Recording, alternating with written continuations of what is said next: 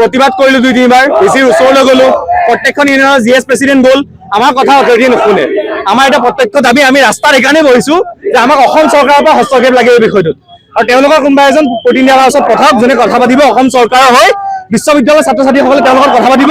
ছাত্ৰ ছাত্ৰীৰ প্ৰব্লেম ক'ব ডাইৰেক্ট অসম চৰকাৰক তেতিয়া আমি ৰাস্তা খুলি দিম নহ'লে আমি ৰাস্তা খুলি নিদিওঁ ধাৰাবাহিকভাৱে আমি প্ৰতিবাদ অক্ষুণ্ণ ৰাখিছো আচলতে আমাৰ গুৱাহাটী বিশ্ববিদ্যালয়ত প্ৰায় 5,000তকৈ অধিক ছাত্ৰ ছাত্ৰীয়ে বৰ্তমান সময়ত যি তেওঁলোকৰ ফি ৱেইভাৰ বা ফিজ ৰিডাকশ্যনৰ বাবে আমি বিভিন্ন সময়ত আমি প্ৰতিবাদী কাৰ্যসূচী হাতত লৈছিলো আৰু আমি অসম চৰকাৰক আবেদন জনাইছিলো অসম চৰকাৰৰ ওপৰত আমি সম্পূৰ্ণ বিশ্বাস আছে তেওঁলোকে আমাৰ এই ছাত্ৰ ছাত্ৰীখিনিক ফি ৱেইভাৰ আৰু অইন মহাবিদ্যালয়সমূহত যেনেকৈ ছাত্ৰ ছাত্ৰীসকলে অতি ন্যূনতম মাচুল দি তেওঁলোকে নামভৰ্তি কৰিবলৈ সকাহ পায় আমাৰ গুৱাহাটী বিশ্ববিদ্যালয়ৰ ছাত্ৰ ছাত্ৰীক যাতে তেওঁলোকে সেই সমান সুবিধা দিয়ে তাৰ বাবে আমি আহ্বান জনাইছো বিগত 3টা বছৰে আমি এই বিষয়টোক লৈ পেলাই কৰ্তৃপক্ষৰ লগত বাৰে বাৰে আমি কথা পাতো কৰ্তৃপক্ষৰ বাৰে বাৰে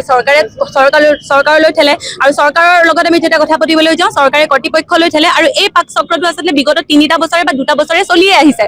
এতিয়া কথাটো হৈছে যে অসম বিধানসভা নিৰ্বাচনৰ পূৰ্বে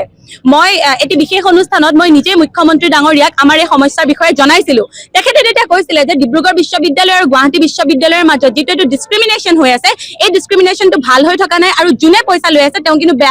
বেয়া কৰি আছে গতিকে এতিয়া আমাৰ প্ৰশ্নটো হ'ল পইচা লৈ কোনে আছে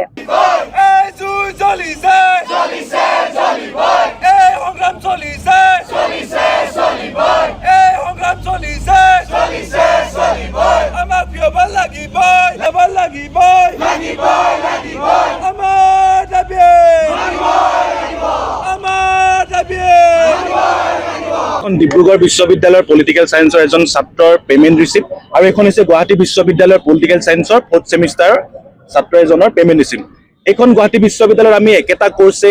একেটা বিভাগতে আমি 14,500 টকাকৈ আদায় কৰি আমি ছমাহৰ মূৰে মূৰে মাচুল ভৰি থাকিবলগীয়া হৈছে আৰু সেই একে ৰাজ্যিক বিশ্ববিদ্যালয় ডিব্ৰুগড় বিশ্ববিদ্যালয় এই ডিব্ৰুগড় বিশ্ববিদ্যালয়ত একে পাঠ্যক্ৰমতে 9,450 টকা তেখেতসকলে আদায় কৰিব লাগে আৰু তাত ফি ৱেইভাৰ ইমপ্লিমেণ্ট হয় গতিকে তেখেতসকলে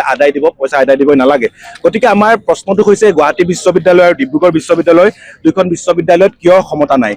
অসম চৰকাৰৰ মাননীয় মুখ্যমন্ত্ৰী আৰু গুৱাহাটী বিশ্ববিদ্যালয়ৰ প্ৰশাসনলৈ আমাৰ পোনপটীয়াকৈ আমি আহ্বান জনাইছো আপোনালোকে গুৱাহাটী বিশ্ববিদ্যালয়ত আমাৰ যিটো ফি ৱেইভাৰ ইমপ্লিমেণ্ট কৰিব লাগে আৰু সেল্ফ ফাইনেন্সিং কোৰ্ছ হওক আৰু FOMP হওক তাৰ মাচুলটো হ্ৰাস কৰিব লাগে আৰু ইয়াৰ জৰিয়তে গুৱাহাটী বিশ্ববিদ্যালয়ত অধ্যয়ন কৰিবলৈ ইচ্ছা কৰা বিভিন্ন গাঁৱৰ বিভিন্ন ঠাইৰ যিসকল নিম্ন মধ্যবিত্ত ছাত্ৰ ছাত্ৰী আছে তাৰ যিসকল ছাত্ৰ ছাত্ৰী উচ্চ শিক্ষা লাভৰ ইচ্ছা আছে তেখেতসকলে যাতে সুন্দৰভাৱে গুৱাহাটী বিশ্ববিদ্যালয়লৈ আহি তেখেতসকলে অধ্যয়ন কৰিব পাৰে তাৰ কাৰণে পথ প্ৰশস্ত কৰিবৰ কাৰণে তেখেতসকলে আমি আহ্বান জনাইছো আপুনি বিচৰা বাতৰি পাব কেৱল নিউজ 18 এপত নিউজ 18 এপ ডাউনলোড কৰিবলৈ স্ক্যান কৰক এই QR কোড গুগল প্লে ষ্টৰতো পাব এই নিউজ 18 এপ